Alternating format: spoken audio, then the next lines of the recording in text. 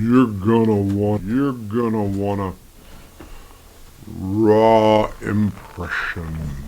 What you're gonna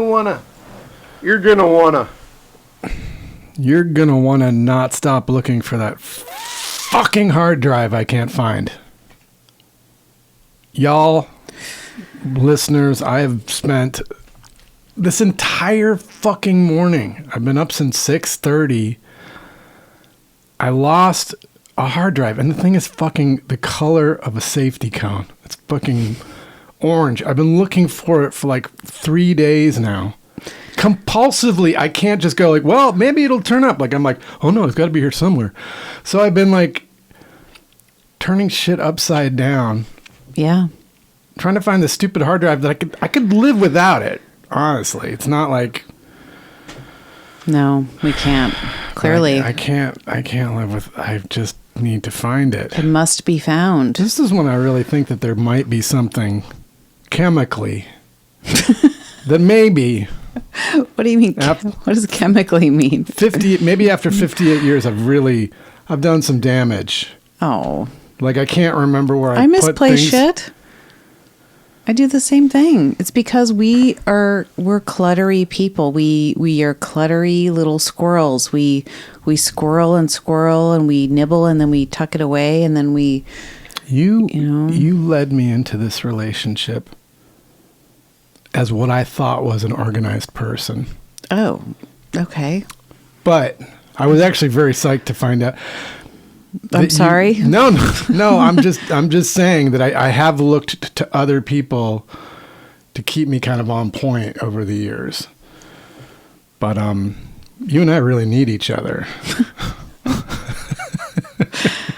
We really got to keep each other on point.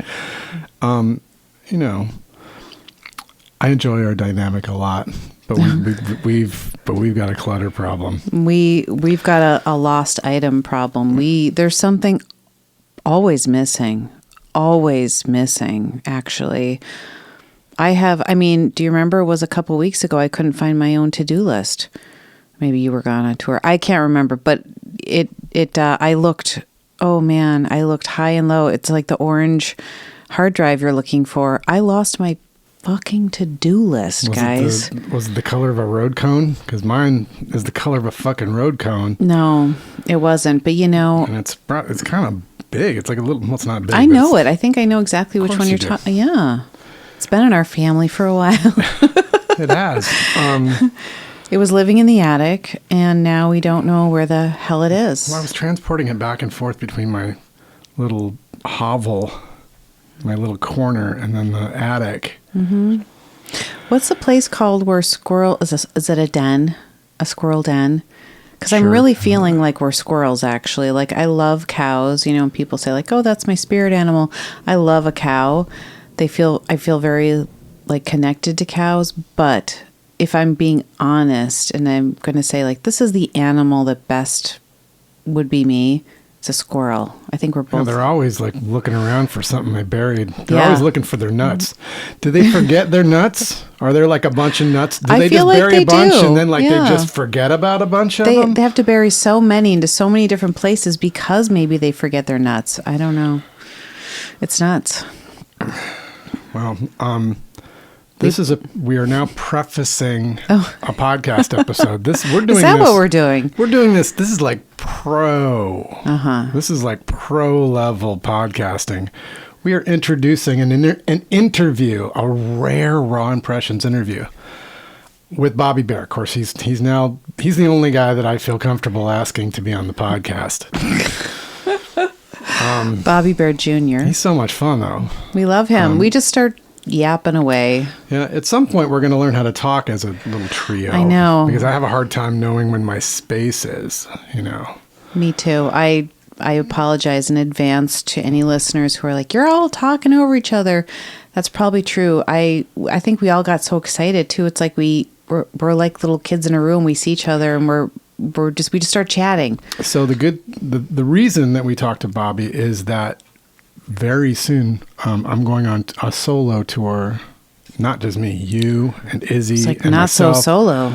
We're heading north from here into Canada, and then we're going to move west across Ontario. Well, first we're going to be in Quebec, Ottawa, and Ontario. We're going to go to Toronto, Okay. get some water.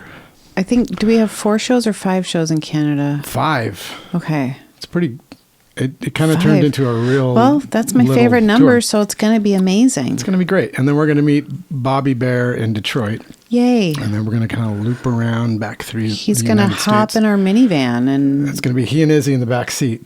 yeah, because I'll be driving. He'll be. I'll be What? driving. I don't know. You and Bobby can take turns sitting in the back with Izzy. Okay. Well, without further ado, if anyone knows where my hard drive is, if you're a psychic in some way, even if just concentrating on the sound of my voice, you're like, oh, dude, Yeah. Have you checked? you put it on. It's where is it? It's like it's in the bathroom. Like, why the fuck is it in the bathroom? We're going to keep talking about this tour until it happens. And I want to put one thing out there before we get to the interview. So when we go to Canada and we do those 5 shows, we are going to bring some merch. I want to know from American touring bands who go over and they play little shows like that in Canada. Tell me how you are receiving a credit card payment at the show. Tell me what you're doing. Oh, cool. Okay? I Useful. need to know. So Please we need tell to know me. we need a psychic listener to figure out where my hard drive is. Yes, definitely. Oh my What the hell was holy that? shit. That was crazy. That's like something is actually living inside my throat. That's where your hard drive is. Okay. What? All right. Let's get on with the Okay. interview. Here it goes.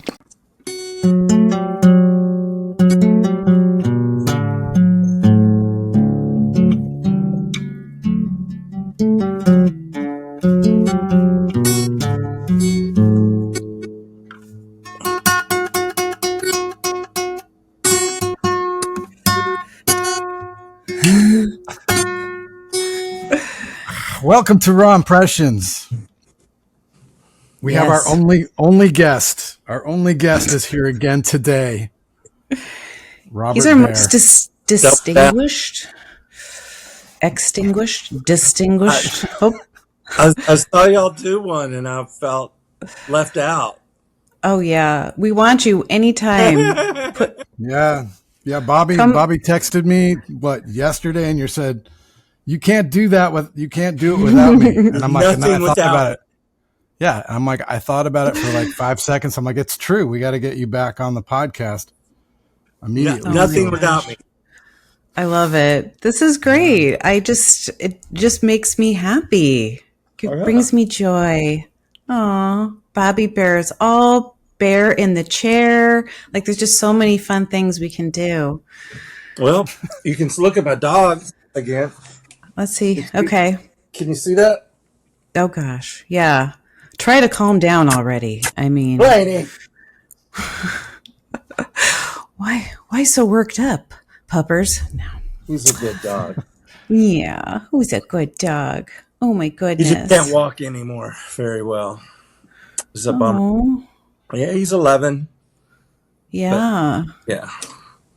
Well, I'm you're excited home. about getting in a van with you guys. I know. What are we doing? Are we going to go on tour together? Are we going to snatch you up and throw you in our minivan? And I think I'm going to become part of your family vacation. the Barlow Family General Tour featuring Bobby Bear Jr. Is it in and Lou August? Barlow. I'm gonna jump in the van in Detroit.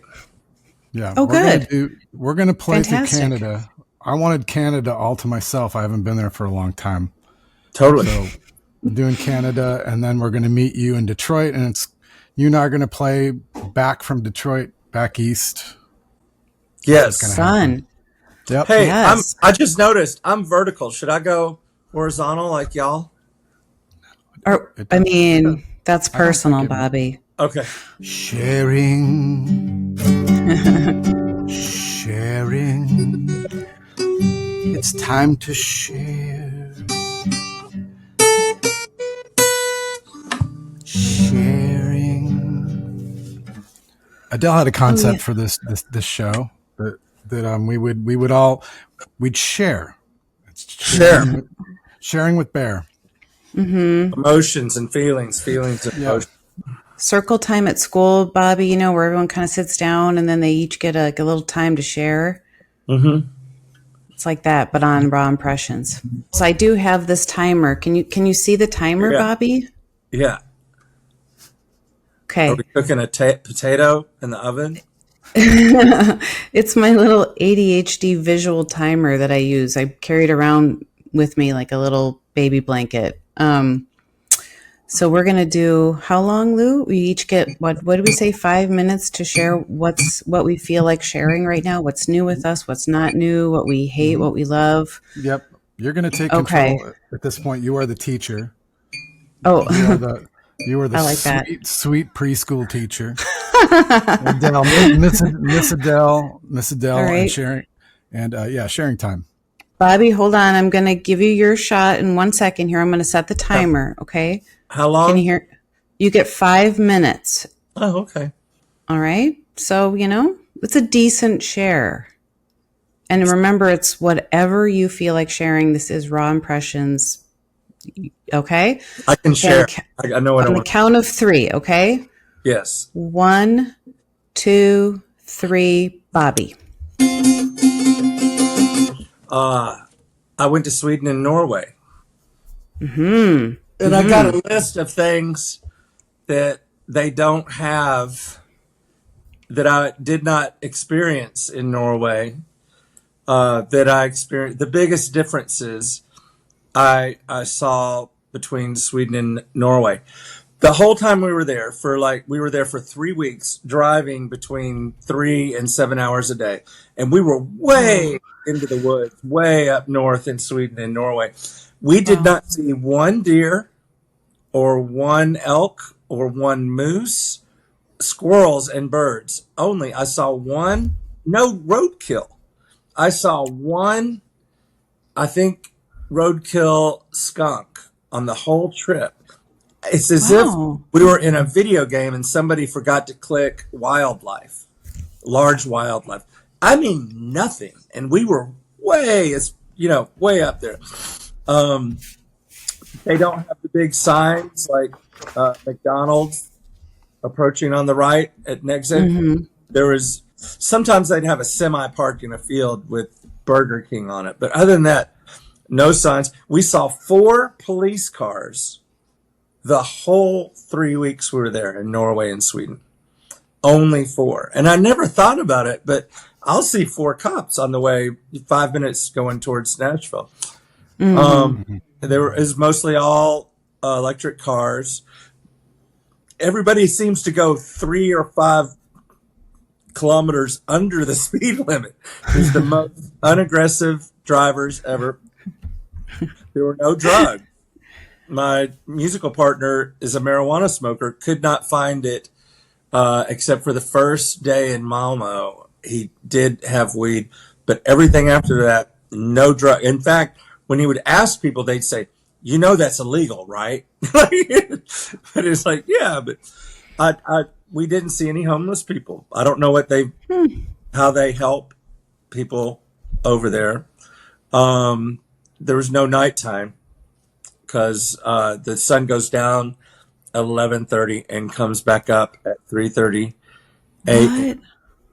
Lots and lots and lots of Teslas, but not one Cybertruck. I don't know. And no tips. Oh, uh-huh. Mm-hmm. Mm-hmm. Yeah. Oh my gosh. I want to figure a way to spend at least 3 or 4 months out of every year in Sweden and Norway. So that's my goal. Maybe live there, you know. I know it's not like screw you America. It's more like I'm an earthling. I want to experience something other than, I know what it's like to be in America. I want to see what it's like somewhere else. And I've always loved those countries. So that's, and I've met a record label guy over there or contact one. And I met the guy that runs the ABBA studio So I'm gonna Ooh, He wants to make something happen, so I'm gonna keep sending him songs to hopefully get to pad out. We'll call it tennis Swedish music. I want to do invent tennis Swedish music. Okay, you have about a minute left. Okay, that's it. No, keep going. You have 1 minute. I need one Swedish, Norwegian girlfriend or wife. That's all. Just one. Just one. Then I can be there and live there, and so that's the hope. That's the dream. Love it. Okay, keep going. Oh, and I'm excited. I'm excited about getting in the minivan with you guys in Detroit and sharing emotions and feelings on stage with Lou Barlow. For sure. Of course. Okay, you have like 10 seconds left. That's it. Okay, so you're done. Yeah. Okay. Oh, well. See? Oh, good. All right. I want to say that I was really trying to keep my mouth shut the whole time. Me too. That was hard. That was a real exercise to keep my mouth shut for 5 minutes. I was going to wait until the beep, and then I can start speaking. They call it questions and comments at Izzy School, right? Okay. Now you say to us, does anyone have questions or comments? Does anyone have questions or comments? I would like Lou, to comment go first. Okay. First off, that I think that billboards are illegal in most of the world. Yeah. They don't have billboards. They're just straight up illegal. They don't have them. It makes sense. I don't even know if they have them in Canada. How do they see Rock City? How do they see Ruby Falls? I've seen a billboard for Buc-ee's, like Buc-ee's in 1,000 miles. Like Buc-ee's has billboards now that like stretch in parts of the country where there are no Buc-ee's. Yeah. That's how crazy the billboard thing is with us.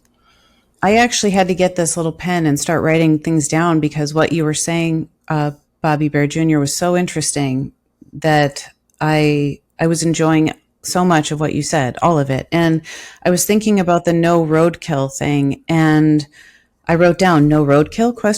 Because where are the animals, and do they have a safe crossing pass? Like, are those really common there? Is that maybe why? Or I would think that they've thought about the wildlife even for 2-lane roads. I bet there's like little passages underneath it. I really think that even when they built those roads, they were thinking in terms of not killing animals. I don't think there's any animals. That's what I'm freaking out. Oh, that's an interesting concept. There's moose crossing signs, but everybody says those are just for the tourists. what I was thinking was, I could have a whole separate discussion, maybe in the minivan, about the roadkill thing. But my last sort of 2 cents on that is just that, I go to Wisconsin every month to see my mom and my dad, and it's a 2-lane road along most of the way there. And there is so much roadkill. It's incredible. I mean, you're dodging deer constantly in Wisconsin. Well, it's you know what the deadliest, I've been told this, I don't know if it's true. The deadliest animal in America is a deer. Deer? Mm-hmm. Yeah. Deer. And it's not even people hitting the deer, it's people swerving away from the deer and hitting trees or oncoming traffic. Yeah. No, that makes sense. Yeah. It's actually stressful. Yeah, my ex-wife, her Volkswagen was hit by a deer.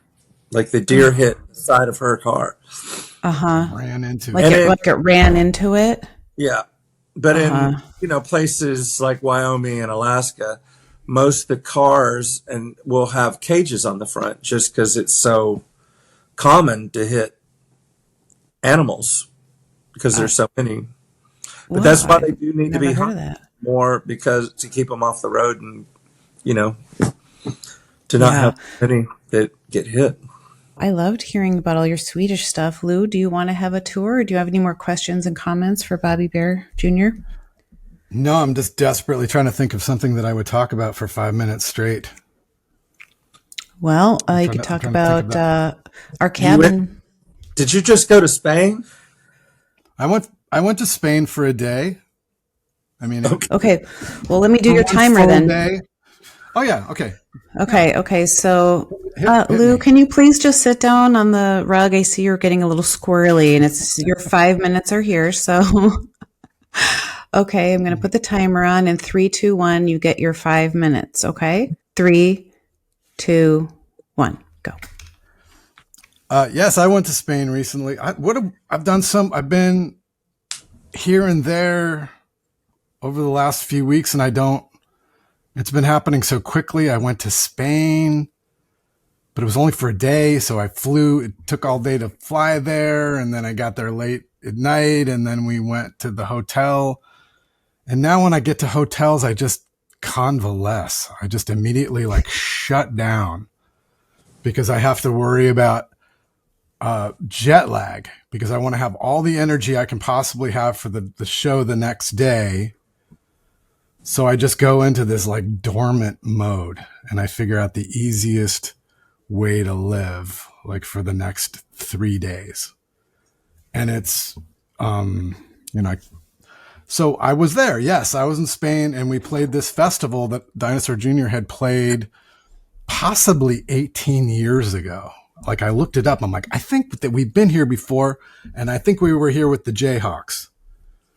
And a member of the Jayhawks told me on our ride back to the airport after the show, one of the members of the Jayhawks told me that he didn't think that I actually played the bass because he couldn't hear me. I don't know what, but I actually was like, I did not expect to be insulted by a member of the Jayhawks, which forever has enshrined that moment for me, because they seem like such a nice band. I mean, gosh, who could be nicer than the Jayhawks? They're from Minnesota. They're from Minneapolis, for God's sakes. But so I remember that, but it turns out, yes, we were there 18 years earlier. It was the same festival. It was in this town that I don't remember the name of, but it's in the Basque country, and Basque country is very beautiful, And one thing that I really have noticed about Spain is nobody in Spain is super psyched about Spain. When you're in the Basque country, you don't go hey, it's great to be in Spain. They're like, and when you're down in Catalan, near Barcelona, you don't say, hey, it's great to be. No, nobody wants to know about Spain or talk about how great it is, because I've realized that going to Spain over the years, it's a great place to go. People are awesome. All the cities are pretty great. The shows are great. Really open-minded audiences. They love American music. They embrace a lot of our little micro musical cultures over there, like garage rock and Americana, but they are not. Sabado played there once, or many times, but the last tour we did, Bob D'Amico had a snare head left over. So he's like, I'll sign the snare head and we'll sell it at the merch table. So he wrote Viva España on the snare head. And it was pretty much one of the first show we played. It didn't sell at all. It's sitting in my attic now. Nobody wanted a drum head that said Viva España, even though it was all we had signed it. Nobody wanted, and I remember someone came to the merch. She said, you shouldn't sell that. Don't do that. So this wonderful country, Spain itself, is not super psyched to be Spanish. And I've also noticed that in the Basque region, which is where I was, they have a totally separate language, this whole other language that they speak that possibly is more Celtic than it is Roman, from Latin. It has a lot of X's and crazy consonants in it. But there seems to be even more people speaking Basque there. And then in Catalan as well, I've noticed more, I see more Catalonian, or maybe I just noticed them now. But so anyway, I was there for one day. I didn't do shit other than think about this. I just basically sat in my room, and then I conserved my energy until we got our little ride over. We did our sound check, and then I had 10 hours before the sound check, and I was kind of feeling sick too. I kind of came home sick. I did this crazy thing, Bobby. We've talked about this. Deep breathing. I do a lot of deep breathing to calm myself down and conserve my energy. But I did it so much that I gave myself such a horribly sore throat by just this constant. Yeah, I was just breathing in my hotel room, and then I breathed all the way back on my plane ride. And when I got home, I thought I had fucking COVID. My throat was so sore. And then from there, I drove to New Hampshire to see Izzy and Adele and drop Izzy off at her very first sleepaway camp. And I remember actually I texted you the day that texted you, Bobby, on the day that we were taking Izzy to sleepaway camp. And it was the same day you were taking your kid to sleepaway camp, which I thought I'm like, wow, it's universal. This is like a whole world that we're not aware of, that all of these families exist in, which is the Sunday that the sleepaway camps open. Yeah. So you are right. Sad news, Lou. Your time is up. I was just getting into your. I love listening to you talk. You know, I could just. Adele, you go first. For my questions and comments. No, okay. Anyone? Questions, comments? Okay. Yes. The one-day trips are kind of tough. Yeah. Do you have survival tips for that, for travel? Like, well, I thought deep breathing was the way to solve everything, but it's not. Deep breathing injured me. I got injured by my life raft that I was been clinging onto for the last 5 years. My method has now turned on me, and I'm hurting myself by breathing too vigorously. It's the airplane air. It comes out of a can. Yeah. Bobby, what are your questions and comments for Lou's share? What was the name of the festival? The one you just played? What city did you fly into? Bilbao. Flew into Bilbao. And then drove about an hour. I was on this Norwegian trip, and I was talking about San Sebastian and a festival I did. Oh, that place rules. I love San Sebastian. Yeah, me too. But if you're on the beach, way up on top of a hill, up to the left, is like some type way on top, and it's twisty, turny roads, and it's it's like rides, and it's like a theme park almost. Mm-hmm. And they had an indie rock festival up on top of this little twisty, turny hill. I played that one. I did it with my own music. And I walked up to you and said hello, and I had forgotten about it. No way. Yeah, and it was raining, and I was. It is, when you talk to people and it's like they aren't here. They've been traveling nonstop. I stood in front of you and said hello. But was that when did Sonic Youth play that one? Built to Spill, Dinosaur Jr. Oh, Dinosaur Jr. I was there with Sebado. Or no, actually, I was there with the Folk Implosion.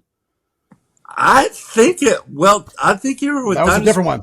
I've been there several times. I'm sure I was there with Dinosaur Jr. and Folk Implosion. I've been to San Sebastian. Great. There's an awesome beach there.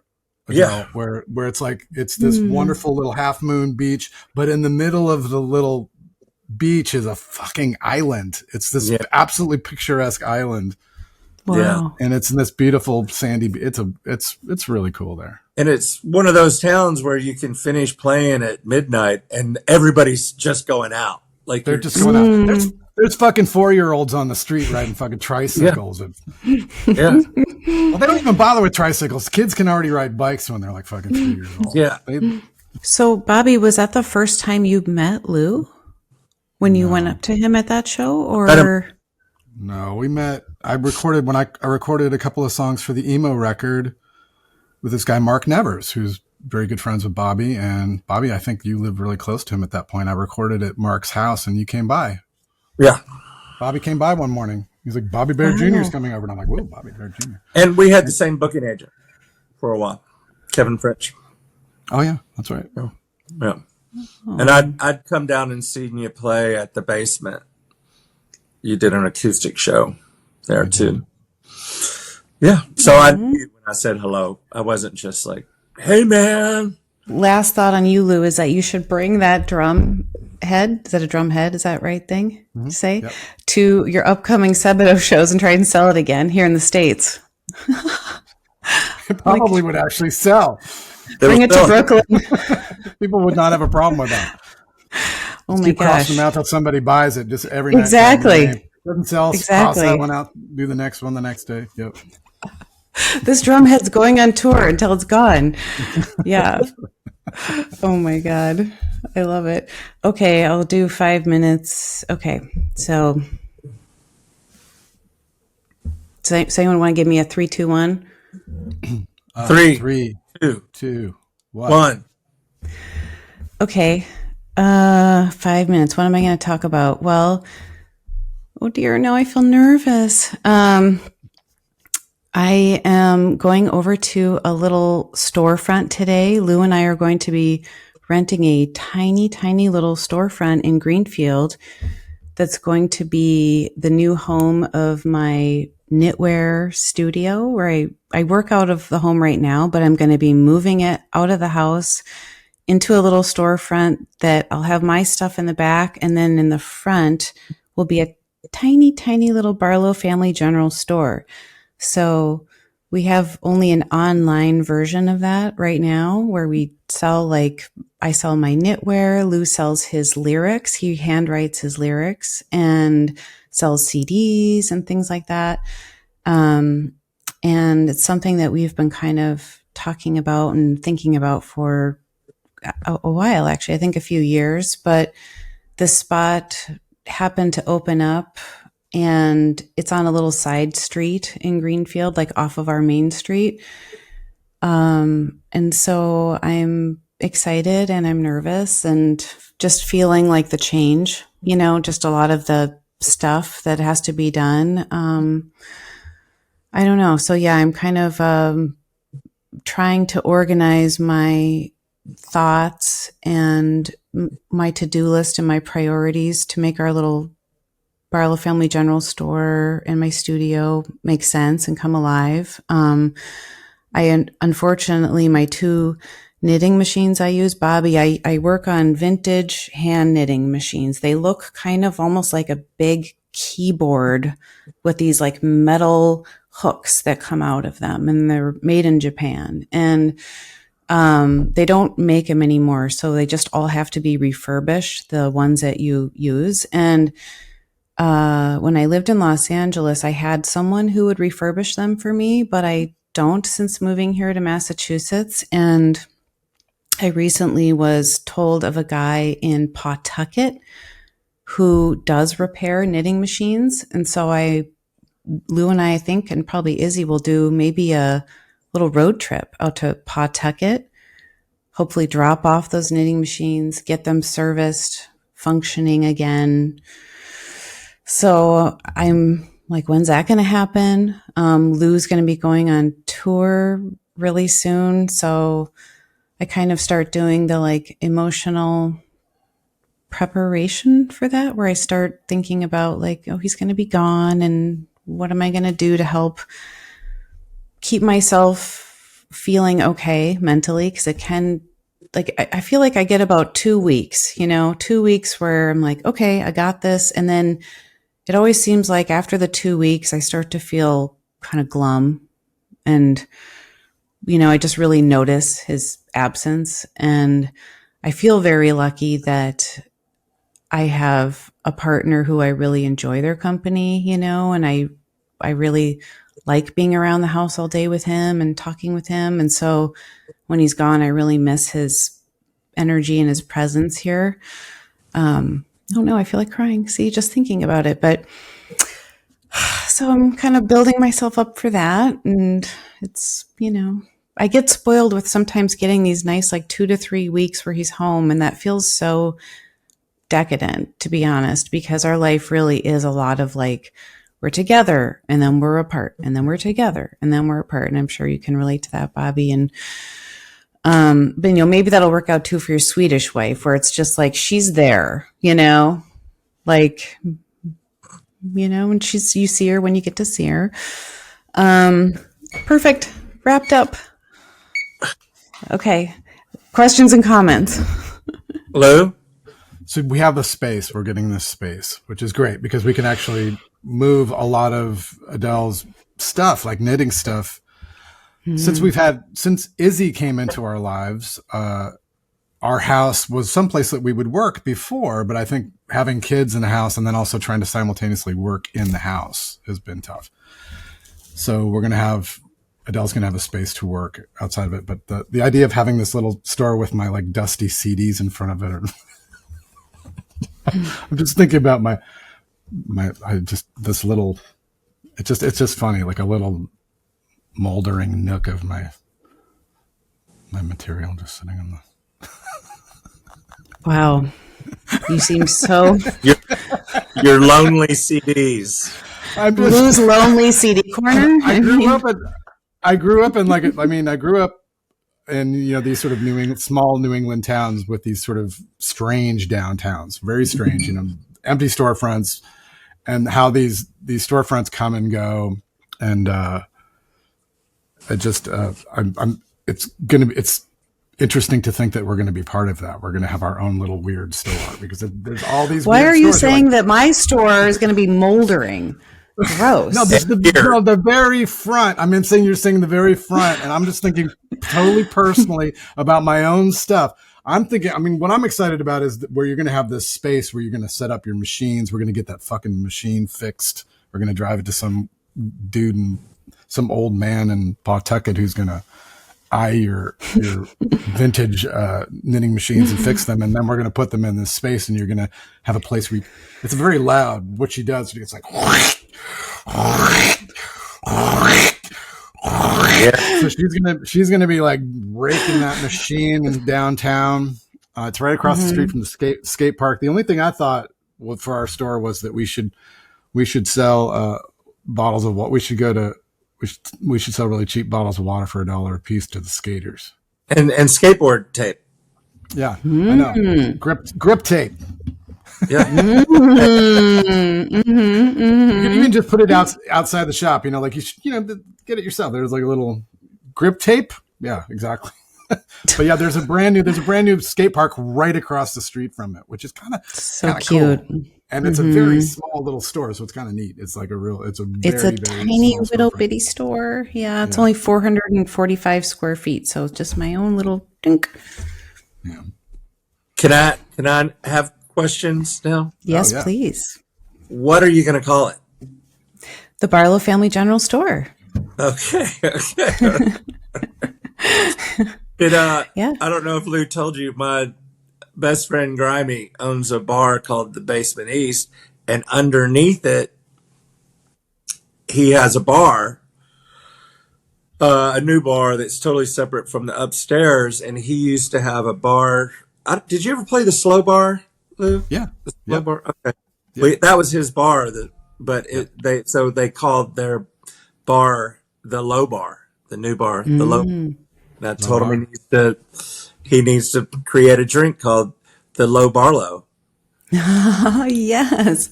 Oh my God! They implement the Low Barlow.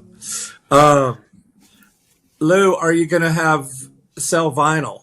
Do you have, like some friends of mine, tons and tons of vinyl from years of touring and shopping for records? Oh, I don't know. Yeah, that's the weird. That's too like that's where you the weird little shops around our town there will always be like a little bin of records, and they'll be selling like Harry Belafonte at Carnegie Hall for like a really scratched to shit copy of it for like $30 because people are so they don't know what vinyl costs anymore. If it said owned by property of Lou Barlow on it, they'd pay that for. Who? But I imagine something. Yeah, Bobby. Actually, I think you're right. I like the idea of having it by appointment. Like we have this, like where I want to have this place. I want to have my own little place where I play by appointment. Now I don't know who if anyone has done this yet, where they have like where you do shows, but people make the appointment for the show. They'll be like, so they'll come and see me play, and I will literally stand in front of them and play. It's almost like you're like, I mean, do you know what I mean? It's just like my own little personal Branson where I'm playing my shows, but only by appointment. Like, so There's the tiniest little stage in there. I don't know if it can be called that. Will you learn Lay Lady Lay and sing it to my wife on Thursday at 3 p.m.? Exactly. Lay Lady Lay. Lay across my... Like a live stream? Or wait, what? What? Adele and I were listening to Nashville Skyline the other day. And she was like, that's Bob Dylan's voice? Like, she was really shocked at his voice on that. At that time, yeah. Yeah, he had... I'm like, no, he did that for this record. And we were trying to hypothesize, like, what made him sing this way? Did he do it for Johnny Cash? And did he, like... Yeah. But it was just really, you're like, wow, what's with his voice? It was so cute when you said that. I was like, oh. I was so puzzled. A Nashville buddy of mine was in Dylan's band for years, John Jackson. And in the year 2003, he was in New York, and I was living in New York City on summer of 2003. And he was the musical director for Times Are A-Changing, the Bob Dylan musical. And I think Twyla Tharp did the choreography, and it was horrible.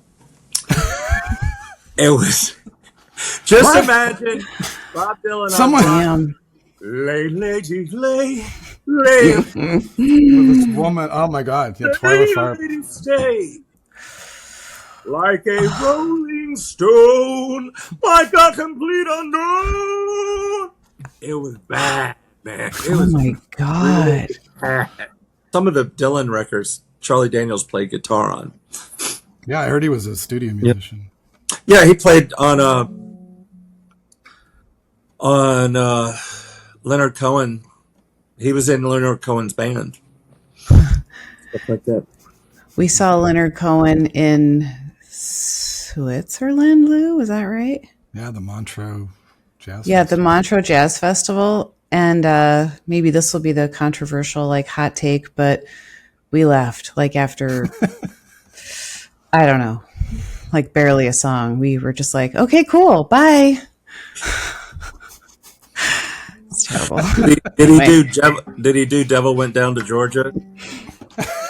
I just sort of like blanked out, honest to God. It was like a culotte party. You know what culottes are? And God bless. You know what? You got to wear what you got to wear, and you're comfortable and you're feeling good.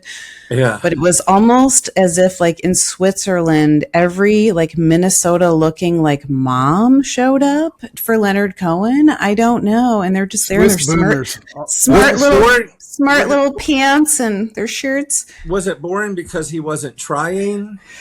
Oh no! It was just cheesy. It was like like the band sounded cheesy. It might have been a little cheesy. I mean, it was very nice because there was so much good energy being, given to this man, and he was obviously soaking it up, and he seemed very happy. The music was super cheesy. That's all. It was just kind of cheesy. I did a film with Frances McDormand, and the last day of shooting was a big party scene, and it was shot at the Chateau Marmont, and we were in her room at the Chateau, and it was kind of great because she had a bottle of whiskey, and I could actually have a little bit of whiskey before they shot the scene, which I was so grateful for because acting is a nightmare, and it's the worst, most nervous, most self-conscious I've ever felt in my life. But she was like, then she played Leonard Cohen because she loved Leonard. She's like, I love Leonard Cohen. And then she played this new Leonard Cohen record. He was still living at the time, but she played some newer Leonard Cohen record, and it was cheesy. That's all. It was just kind of cheesy. I mean, he's incredible. Yeah, no doubt. But no shade. It just, listen. No shade at all. And so, the Leonard Cohen we saw was definitely. It was just that the way the music was colored, the sound of the instruments, the mix, the background singers, and I can imagine if there was modern interpretive dancing happening at the same time, that it would have been. You were missing Charlie Daniels, is what you're saying. You wish Charlie Daniels was there with his cowboy hat. Oh man. It just, it was really funny. It was like a boomer paradise. It was as if we walked on like a cruise ship, and they were just like, oh yeah, we're moving. Oh, this is so good. And I'm like, hey, great. Good for you, man. You showed up, but we got to go. I was like, and now we're leaving. So, and that's fine. Lou, you know what you've got to do is you've got to teach Bobby the Raw Impressions little, theme on the guitar so you guys can play it together. You can play a song. We'll figure that out. I want to hear you guys duet it.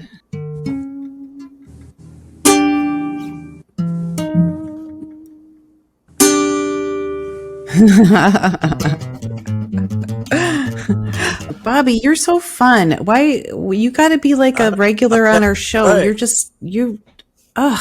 I'm headed your way for Detroit. Gosh. Detroit.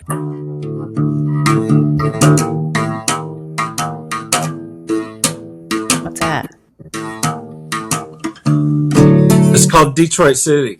Oh, there we go. It's my dad's biggest hit. I wanna go home.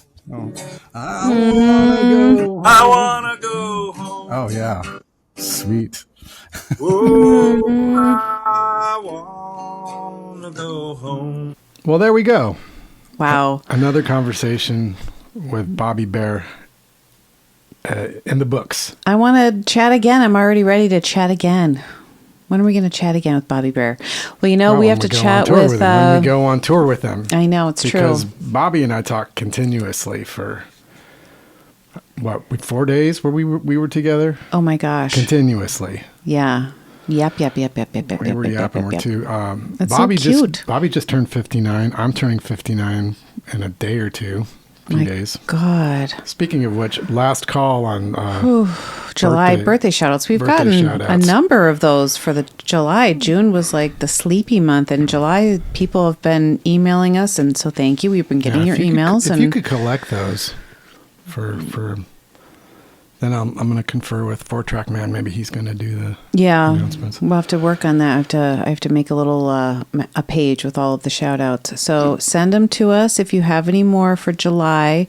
Raw Impressions Podcast at gmail.com. Someone sent us one for December, and I'm just going to say, I felt a little nervous about that one. I was like, December.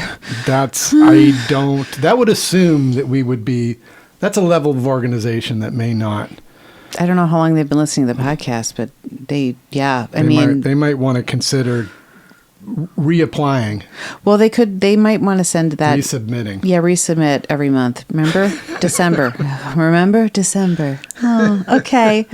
Well, guys, thanks for listening to us yap away with Bobby Bear Jr. And I do really like the way you say his name. Bobby Bear Jr. And you do. That's the thing is you should always say his full name. I feels right. All the time. Of Conversationally. Of course, yeah. It's never like, hey, Bobby. Just go, hey, Bobby Bear Jr. Can you reach back? Can you ask Bobby Bear Jr. actually if you can look on the Waze and give me like a little GPS update? Thanks, Izzy. We